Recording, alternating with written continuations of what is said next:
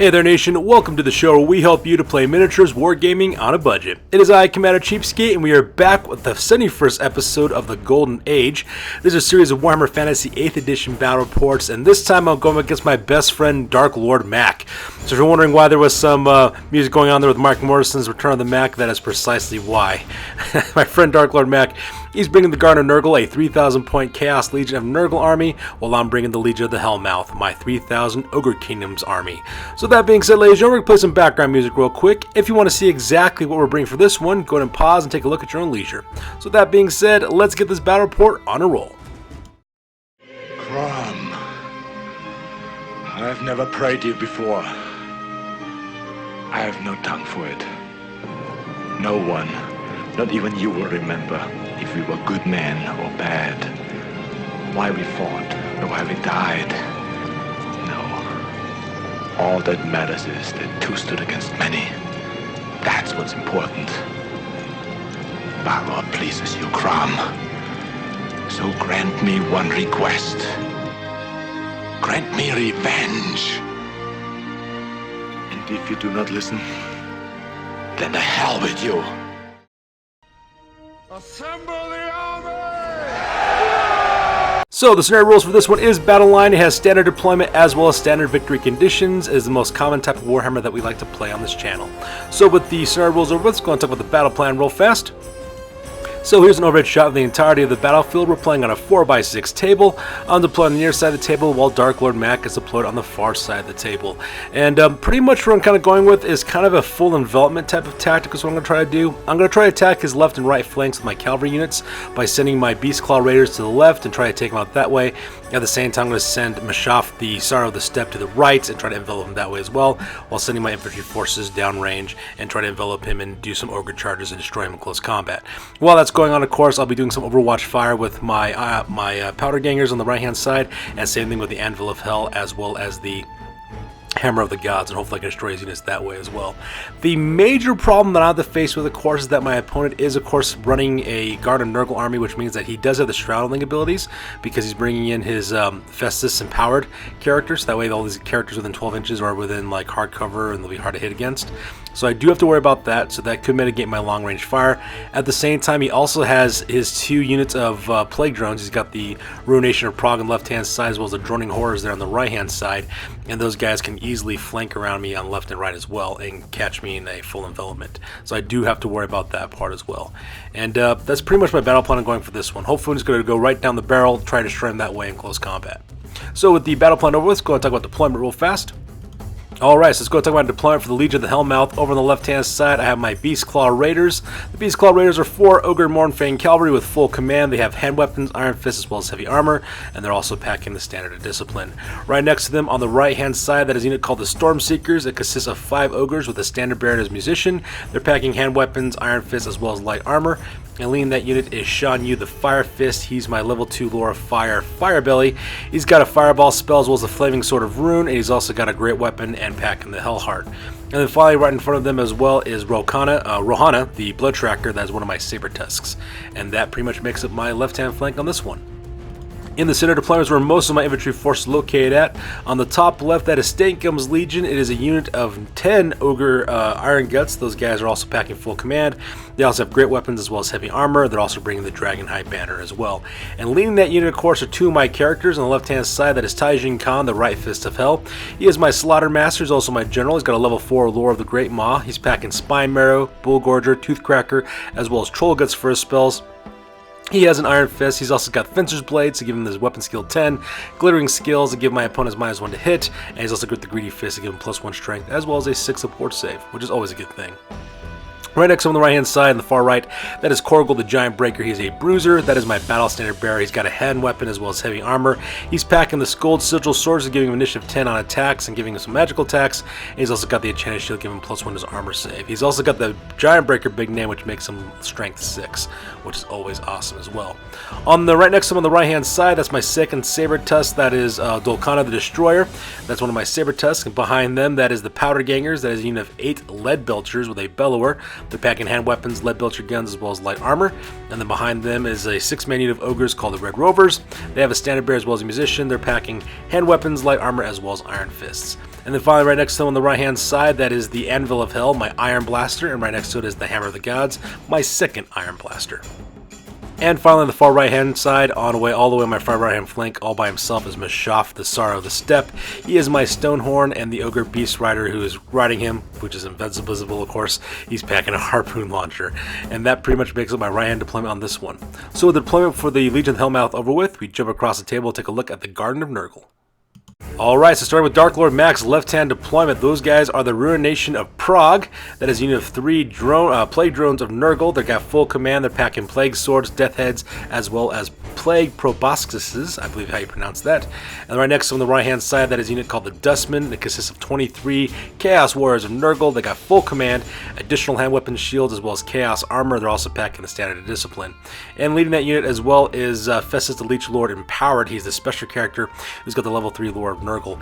And he's also in prison too, because he gives that unit of Dustman poison attacks, and he also gives him a regen save as well, which is pretty good considering. And that guy is pretty deadly because he has that Shroudling ability bounce spell, which allows his units within 12 inches of him to be within hard cover.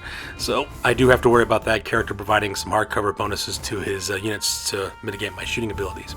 And then right behind them in the back, that is Horticolic Slimix, that is Exalted Hero of Nurgle. He's packing Halberd, Chaos Armor, as well as a shield. He's got a Dragon Helm, as well as a Dawn Stone. He's also got the Nurgle's Rot ability, as well as Poison Slime, and he's mounted on Mulch, which is a Chaos War Shrine of Nurgle. And that makes up Dark Lord Mac's left-hand deployment.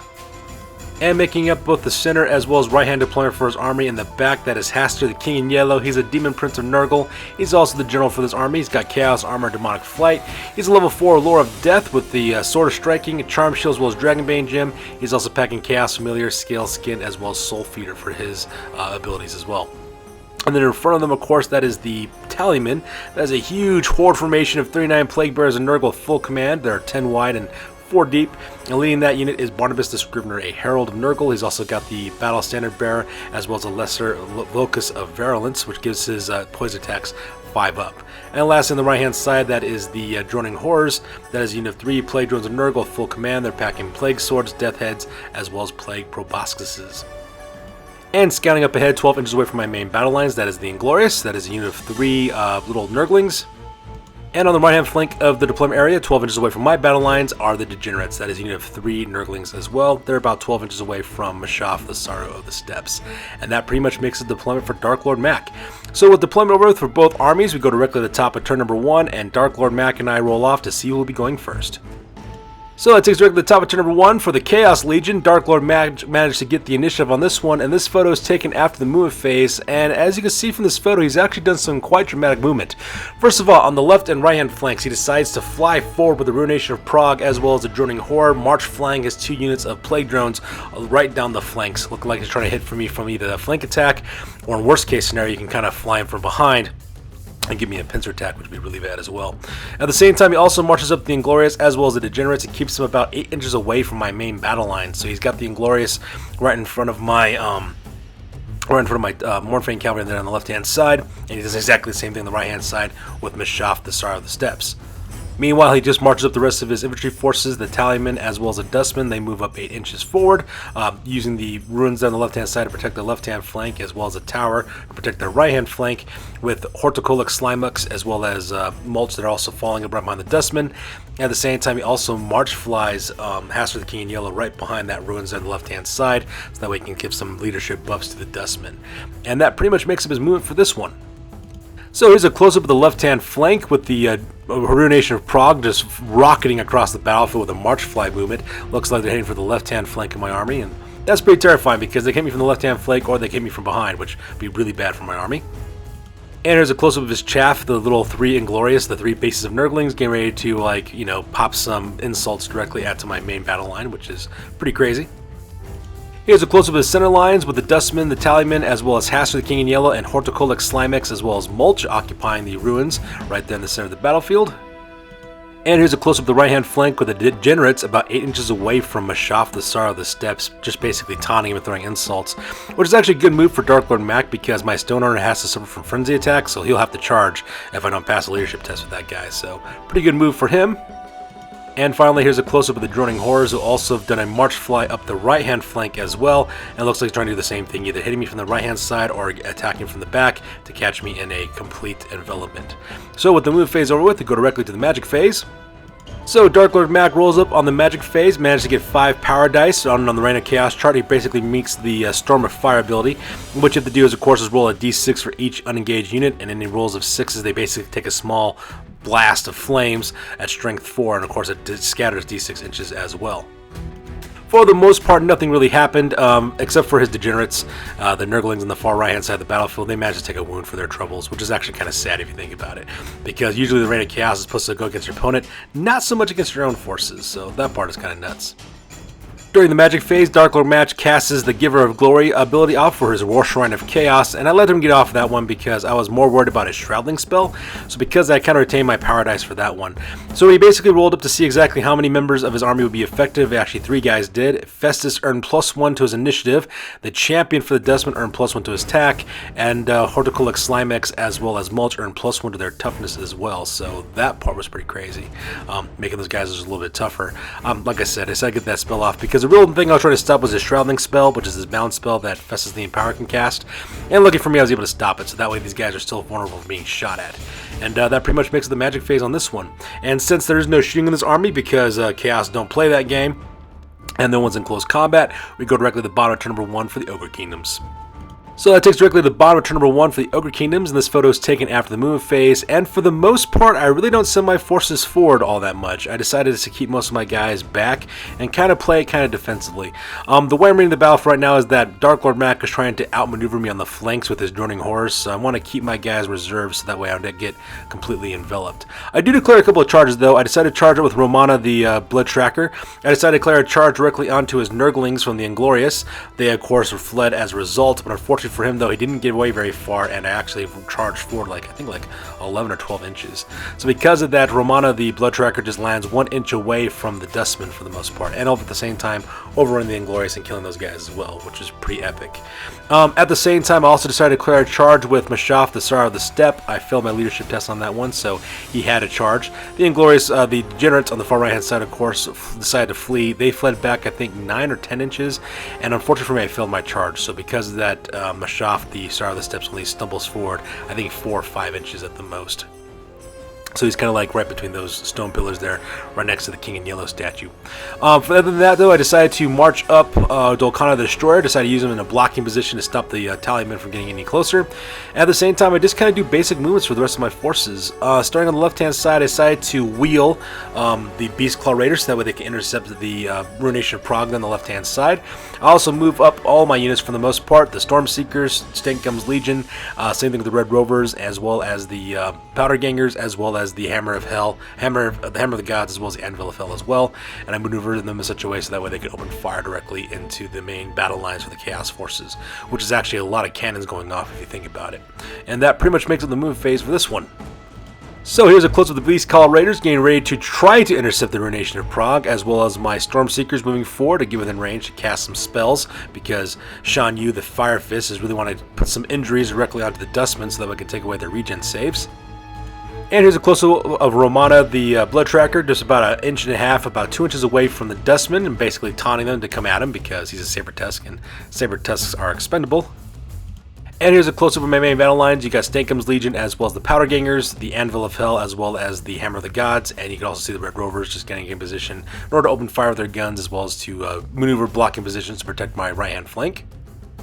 And here's a close-up of my Saber Tusk Dolkana the Destroyer, who's about 1 inch away from the Tallymen to make sure these guys can't charge forward or get into a blocking position for the most part to keep these guys in place. And here's a sad-faced looking picture of Mashaf the Sorrow of the Steppes, who failed his charge to go after the Degenerates. And he's kind of like right there, right between the two statues, just looking really sad because he didn't get a chance to destroy anything. So with the move phase over with, we go directly to the magic phase. So during the magic phase, I decided to cast Toothcracker in order to put off a +1 toughness directly onto my Mornfang Cavalry, the Beast Claw Raiders. So that way, if they do get charged at by the Ruination of Prague, they have a little bit more of a buff to protect them.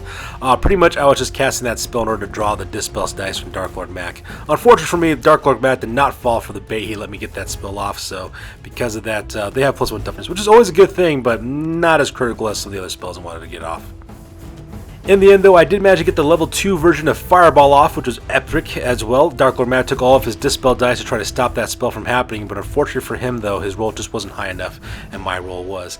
And as epic as that was, though, to get that spell off, it didn't really do much of anything, because all I had to do was manage to kill one member of the Chaos Warriors from the Dustman. That was all I was able to do. But that was not the objective for the most part. The objective was to take away the regen save off these guys, because Festus Empowered gives regen saves to any Chaos Warrior units that he joins up with. So that was the main focus of why I did that, because I want to make sure that that unit lost its regen save, so the only thing they have is their, good armor save. Which is kind of funny, because they have a really excellent armor save, but at the same time, though, that's one less thing I really have to worry about. So that pretty much makes the magic phase, which is pretty lackluster. Shooting phase, however, was pretty awesome. I did manage to plink off, I think it was 10. Yeah, managed to kill 10 members of the Dustman, which is pretty awesome as well. It was a combination of fire from the Powder Gangers, as well as both of my Iron Blasters going off on those guys. Unfortunately for my Iron Blasters, they didn't really go too much with the bounce on the cannons. They only managed about, I think, 2 inches forward into the unit, so I was only able to kill 4 guys total with those, and the rest of the shots, the other 6 came from the Powder Gangers. And the reason why is because, I had a really long distance shot at to shoot at, so they lose -1 to the ballistic skill, so that was kind of a mean mitigation as well. But at the same time, though, that's half a unit I really don't have to worry about for the most part. Unfortunate for me, though, Festus, the Dark Lord Mac, passed his panic check for these guys, and they're not going anywhere. And so that pretty much makes up my turn. Since nobody's engaged in close combat, we skip combat phase, and we go directly to the top of turn number 2 for the Chaos Legion. Alright, so that takes us directly to the top of turn number 2 for the Chaos Legion, and this photo is taken after the move phase. And as you can see in this photo, there's been some really dramatic movement taking place on the battlefield, as crazy as it may sound. So the first thing that happens is that Dark Lord Mac decides to declare a charge with the Dustman against directly into Romana, the Blood Tracker. I decide to flee with him in order to try to put his forces out of maneuverability, but unfortunately for me, though, I failed that, because when Dark Lord Mac rolled his charge roll, he rolled an 11, so the Dustmen go flying across the battlefield. I think they're about 2 inches away from my Stormseekers, which is pretty crazy as well. For the rest of his army, though, he just pretty much marches up everything for the most part. Starting on the left-hand flank, he also march flies the Ruination of Prague, so those guys just fly directly around the forest, as well as around my Mornfang Cavalry, and he puts them right behind there, so that way they can get them from behind, or go after my Stormseekers from behind as well, which is really, really crazy and really terrifying if you think about it. At the same time, he also has kind of like his Demon Prince. He actually march flies Haster the King in Yellow, and he goes rocketing across the battlefield and lands right behind my Stormseekers as well. So now my Stormseekers can be caught in a pincer attack, which would be really, really terrifying. Meanwhile, in the center of the battlefield, he marches up, doesn't march, I'm sorry, he just moves up Horticulix Slimex, and he marches up the Tallyman, so that way they can go directly into the center. He did originally declare a charge with the Tallyman directly into Dolkana the Destroyer, but Dolkana the Destroyer did get away. I think I rolled like a 10, so because he did get away for a pretty good distance, and the Tallyman failed their charge roll. I think they only went forward like, I think, 4 or 5 inches, is what they really did for the most part. At the same time, he also march flies the Droning Hordes around the right-hand flank, so now they're looking directly into the back of my Iron Blasters, which is never a good place for that to be happening at. And at the same time, he also rallies up the Degenerates, who turn 180 to face off against Mashaf, the Sorrow of the Steppes, in order to bait him with his Frenzy rule. And that pretty much makes the move phase for this one. So here's a close-up of the Ruination of Prague, as well as Haster the King in Yellow, who are looking down the barrel directly down the back ranks of my forces, which is a really bad move, because for me anyways, because what that means that he can catch my Stormseekers in a pincer attack by using Haster the King in Yellow, as well as using his Plague Drones if he wanted to, and at the same time using his Dustman, which would be totally terrifying for me. So that's a really bad position for my forces. And here's a close-up of Horticulix, Slimex, and Mulch, as well as the Tallymen, who are in the center of the battlefield, making their way slowly across it in order to gauge my forces. And finally, here's a close-up of the Degenerates rallying in order to face off against Mashaf, the Sorrow of the Steppes, as well as the Droning Horrors, who have now come around my back rank and looking directly at my Iron Blasters, which is a bad place for me, because these guys can chop up my forces if I'm not too careful. So with the move phase over with, we go directly to the magic phase. And once again, Dark Lord Mac also gets the Dark Prince Thirst ability off by rolling up at 8 for the power chart. Nothing really happened, though. None of the units were actually affected by that rule, which is a good thing, because the Dark Lord Thirst panic, it just caused all kinds of problems whenever that spell goes off for me. You basically roll 3d6 and you subtract your leadership from it, and whatever the differences are, your unit suffers that many wounds, and I am absolutely terrified of that Reign of Chaos ability. Luckily for me, though, nothing really happened from that part. However, Dark Lord Mac was able to get off the Curse of the Leper off onto his Dustman, giving them +1 to their toughness, so that part was kind of sad. The rest of his spells I was able to stop for the most part. The last thing, of course, he managed to get off the Giver of Glory spell for his Chaos War Shrine, so Horticulus Slimax is now packing level 2 toughness, so now he's 2 up toughness, which is absolutely terrifying when you think about that. And that pretty much makes up his magic phase for this one. And since there is no shooting phase, because the Chaos Legion doesn't play those rules and no one's engaged in close combat, that takes directly to the bottom of turn number 2 for the Ogre Kingdoms. Alright, so that takes us directly to the bottom of turn number 2 for the Ogre Kingdoms, and this photo is taken after the movement phase. At this point, I decide to just fully commit at this point. If I keep my forces lingering around, I could be caught in some pretty ugly pincer attacks, so I decided to charge forward in most cases. The first thing I do, of course, is I declare a charge of the Stormseekers, who go directly into the Dustman. I also declare a charge off with Stinkum's Legion, who goes flying on the left-hand side of the Tallyman, and because I can't shoot those guys anyways, because I'm engaging them in close combat, I decide to send in the Powder Gangers as well, so they go charging directly into the right-hand side of the Tallyman in order to catch those guys in a 2-front attack. While that is occurring, I pretty much just do combat reforms for the most part for most of my forces.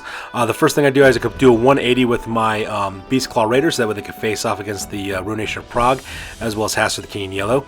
I then also march up Dokkan the Destroyer, moving 16 inches across the battlefield to put him right between Haster the King in Yellow, as well as the back ranks of my Stormseekers, so that way he won't be able to get a rear charge off onto my forces.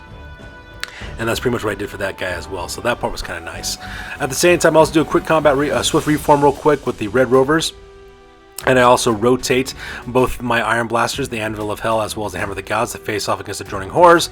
And I forgot to mention, I also charged the Mashaf, the Sorrow of the Steppes, who goes charged directly into the Generates. So that part was kind of nice as well. And that pretty much makes up my move phase for this one. So here's a close-up of the Beastclaw Raiders facing off against the Ruination of Prague, as well as Haster the King in Yellow. I also got Dolkana the Destroyer in order to protect the Stormseekers from being a rear charge, so that part was kind of nice. Unfortunately for the Stormseekers, though, when they charged directly into the Dustman, they didn't get any bonuses to their Ogre charge, so that part was kind of sad. And here's a close-up of Stinkum's Legion, as well as the Powder Gangers charging directly into the Tallyman as well.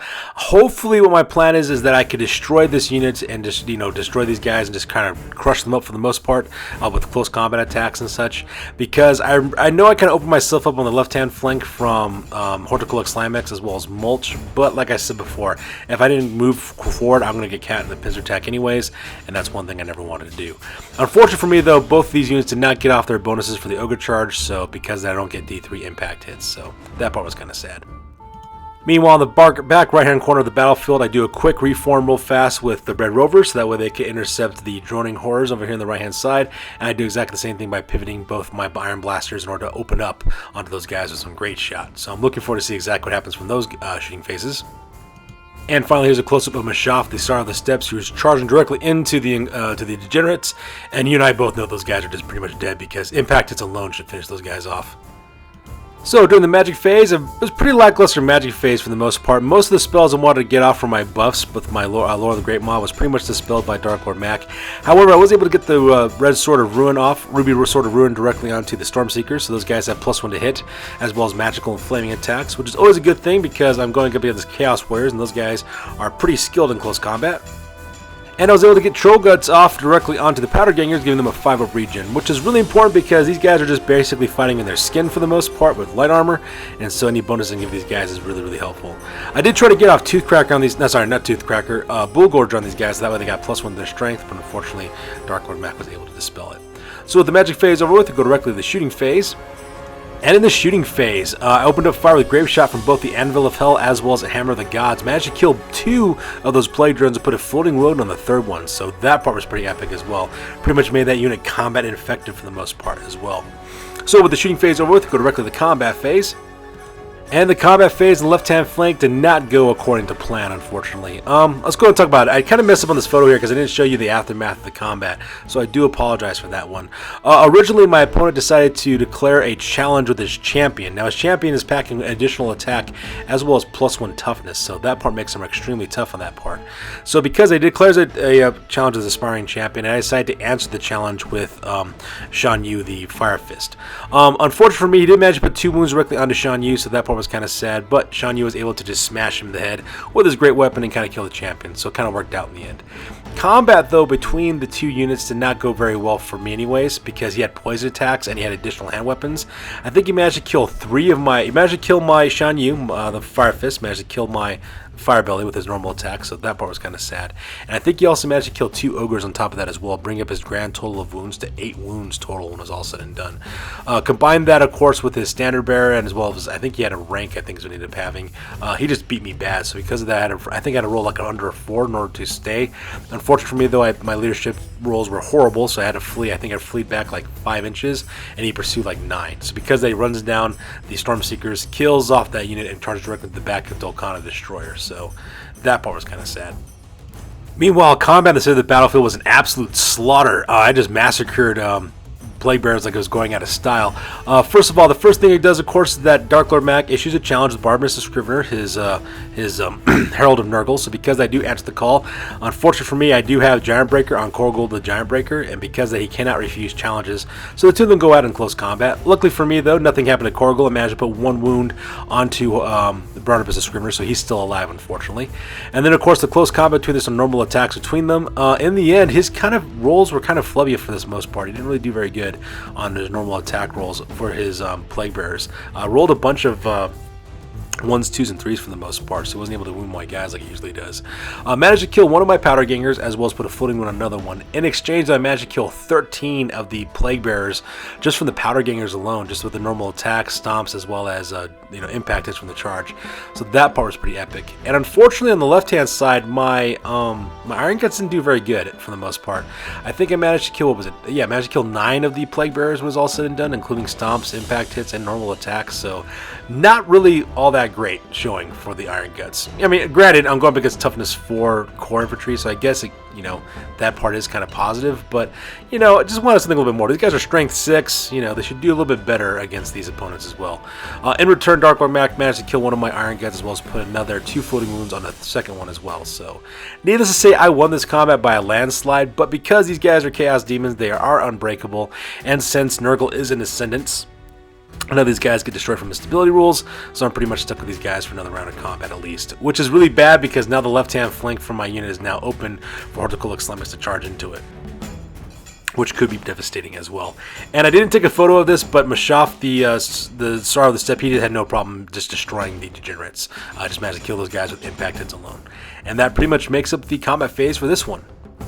So with that, we go directly to the top of turn number 3 for the Chaos Legion. This photo is taken after the move phase, and as you can see in this one, I'm starting to get stuck into an envelopment at this point, which is pretty bad for my forces. Dark Lord Mac decides to charge in the Rune Nation of Prague directly into the Beast Claw Raiders, so now those guys are engaged in close combat. He also charges up the last of his Joining Horrors directly into the Red Rovers, decide to take those guys in close combat as well.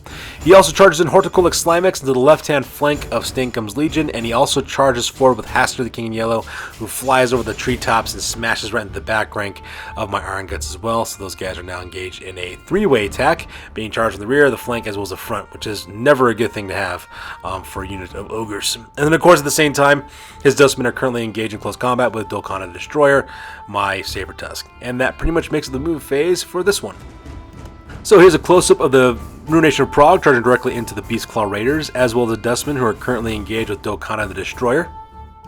And here's a close-up of Horticulus Slimex as well as Hash the King in Yellow, charged directly into the flank as well as the rear of Stankum's Legion. So now I'm being flanked and attacked from a full envelopment with 2 powerful characters against a couple of Tallymen. I'm not too worried about the Plague Bearers, but I am worried about that Exalted Hero as well as that Demon Prince in my flanks. So that part's kind of rough as well. At the same time, the Powder Gangers, of course, are scoring off against the Plague Bearers. And like I said, I'm not too worried about the Plague Bearers at this point. And finally, here's a close-up of the last of the Joining Horrors charging directly into the Red Rovers. And that pretty much makes the move phase on this one. So the move phase over with, we go directly to the Magic phase. During the Magic phase, Dark Lord Mac rolls Rot, Glorious Rot from the Reign of Chaos chart, but luckily for all of us, nothing really happened of it, so not much for the effects there, and he earns himself 6 Power Dice in order to cause some chaos. And to make matters worse, he also got 2 more Power Dice from channeling as well, so that part was kind of rough. He managed to get off Doom and Darkness off onto Stankum's Legion, giving me -3 leadership, which is really bad for that unit because they're being flanked as well as hit from the behind, so giving them some static combat resolution as well. So that's going to be really, really tough for me to try to pass my break test at that point, so that was devastating. At the same time, what's his name? Festus the Empowered Magic get a Shroudling spell off, so everything within 12 inches of them now have hard cover. So that means I have minus to the hit against, and plus also protects them from being shot at as well from artillery pieces. So that part was kind of sad as well. So with the magic phase over with, we skip the shooting phase and we go directly to close combat. So over here in the center during the combat phase, my buddy Dark Lord Mac decides to issue a challenge with Horticolic Slimex, and I decided to send up Taijin Khan in order to meet him because I have the Fencer's Blade as well as the Glittering Scales. I'm figuring this guy can't touch me. I was wrong in that assessment. Horticolic Slimex had no problem killing Taijin Khan, my general. So because that, my general does die. And to make matters worse, when he rolls off on the Eye of the Gods table, he rolls a 2 6s and a 5 because he gets 3 dice from the Favor of the Gods because of the War Shrine. And he decides to transform into the War Pig. So once again, Horticolic Slimex dies and is replaced with the War Pig, and a brand new Demon Prince of Nurgle is now on the tabletop, which is just absolutely horrifying. And he's staring down the flank of Stankum's Legion. So that part was bad. And to make matters worse, the rest of the combat was not that good, all things considered. First of all, when it came to the close combat attacks, the Tallymen were able to kill off one of my Iron Guts, so that part was kind of sad. At the same time, though, the combined attacks of my Iron Guts as well as the Powder Gangers was enough to finish off the Tallymen, so the Tallymen were completely destroyed, which is awesome, all things considering. However, the real kicker, though, came from Haster the King in Yellow, who did manage to kill 2 of my Iron Guts right off the bat, and at the same time, taking 2 wounds in exchange. So I'm pretty proud of my Iron Guts. They managed to put 2 wounds onto that Demon Prince, which is really hard to do, all things considering. However, though, in the end, I do lose this combat by a landslide, and to make matters worse, Stankum's Legion is suffering from a 3 leadership because of that. Oh, I forgot to mention, too, that Korgel also killed Barnabas the Scrivener. I do apologize for that. So that part was kind of nice as well. But anyways, needless to say, though, I failed my panic check and my break check, and I did have to run. And even though my guys ran away 9 inches, which is a great, flea roll, Haster the King in Yellow rolled an 11. So because of that, he just flies around across the battlefield and just chops up the rest of my guys and destroys the entirety of Stankum's Legion. So I lose my Battle Center Bearer, my General, and that huge Gut Star unit in one fell swoop, which is pretty horrible. And because, of course, Horticolic Slimex charged into the flank of the Stankum's Legion, and he got that unit destroyed with, he overruns directly charged into the flank of the Powder Gangers as well. So that part was just magnificent to see that happen, so I don't mind telling you. So that part was kind of sad. Meanwhile, in the far right-hand corner, the combat between the Red Rovers as well as the Droning Horrors was pretty epic. I managed to curb stomp that guy without any, injuries whatsoever. And since I won that combat, I did a quick combat reform to turn 180, so that way I could stare down the barrel directly at the War Pig, because I got to go after those guys pretty hard, too sweet. So that part was kind of nice. Needless to say, Dolcana the Destroyer was just massacred by the Dustmen. They do a quick combat reform to square off against the right-hand flank of my Mournfang Cav, which is kind of sad. And combat between the Beastclaw Raiders as well as the Ruination of Prague was actually pretty awe-inspiring. For the most part, I did manage to kill one of them, which was pretty amazing, all things considered, because I might as well hit against because of the Shroudling ability as well. And unfortunately, Dark Lord Mac just pretty much flubbed his rolls with his attacks from his Ruination of Prague. Those Plague Drones weren't able to cause any injuries whatsoever onto the Mournfang Cav, so that part was pretty epic as well. So we do go another round of combat, which is kind of rough, because, having guys getting flanked and stuff by Demon Princes, but them's the break at this point. So with that being said, ladies and gentlemen, we go directly to the bottom of the turn for the Ogre Kingdoms. And that takes directly to the bottom of turn number 3 for the Ogre Kingdoms, and this photo is taken after the movement phase, and I decided to go for broke on this one. The first thing I do is I declare a charge on the Shaf, the Sorrow of the Steppe, and he goes crashing 10 inches across the battlefield and smashes directly into the right-hand flank of Haster the King in Yellow, and I'm really super excited about that one because D3 plus 3 impact hits is always an awesome thing. At the same time, I also managed to get a long-range charge off with the Red Rovers, which is really epic as well. They go careening across the battlefield 10 inches and go directly into the flank of Haster of the War Pig, which is even better because those guys all get D3 impact hits, which is pretty awesome. Plus, they get +1 strength bonus for a rank bonus, so they got like a strength 5 hits. It's going to be glorious. I'm really looking forward to see exactly what happens with that one as well. I also kind of pivot and move a little bit for both the Anvil of Hell as well as the Hammer of the Gods. Unfortunately, there are no targets for me to shoot at. Now, you might be thinking, well, Commander CheapSkate, you could open fire with your cannons into the Dustmen. You'd be right to estimate that kinda, because unfortunately the forests are in the way, so because of that the Anvil of Hell can't do anything. And the Hammer of the Gods could do something, but unfortunately they're behind hardcover because they have the Shrouding ability, which means my cannon can't touch them. So nothing is really going to come from that. So unfortunately they can't shoot, all they can do is move up forward. And that pretty much makes it the move phase on this one. And since both my wizards are dead, there's no magic phase, and since I can't shoot, there's no shooting phase, we go directly to the combat phase. And the combat phase was all kinds of glorious. In the end, I think I managed to put, I think it was 11, or was it 10? I think it was 10 or 11 impact hits is when it ended up happening with Mashaf, the Star of the Steppe. Managed to put that directly onto Haster, the King in Yellow. And needless to say, Mashaf ran that dude down and killed that Demon Prince from impact hits alone, which is pretty awesome as well. And at the same time, the Red Rovers did exactly the same thing to the War Pig. Their impact hits was enough to kill that guy. I think I managed to get 9 wounds on that guy when it was all said and done. So because of that, those two Demon Princes go careening and get these, put down 6 deep on that part. So those guys are just finished off in a glorious charge, which is pretty awesome as well. At the same time, I also do combat reforms with all 3 units as well, so all 3 guys are now facing down the barrel, looking at the back ranks of the Dustmen. Meanwhile, combat between my Mordheim Cav as well as the Ruination of Prague was actually kind of like a split decision for the most part. They managed to put 2 wounds directly onto my Beastclaw Raiders, and I also managed to put 2 wounds directly onto the Ruination of Prague. I won this combat by a point, I believe, because I had a... No, I'm sorry, it wasn't a point. It was just a complete draw is what ended up happening. So because of that, both those guys are still stuck around for another round, and that's perfectly fine with me because I'm not losing at this point. And it's at this point of the game that my buddy Dark Lord Mac decides to call it, just because he knows he can't, win. I got too many ogres and he has too few forces. So because of that, the Ogre Kingdoms win this battle report. So that being said, ladies and gentlemen, we're going to go directly to the After Action report because this battle report is now officially over. That's it, man. Game over, man. It's game over. Sure, I could have stayed in the past. Could have even been king. But in my own way, I am king. Hail to the king, baby.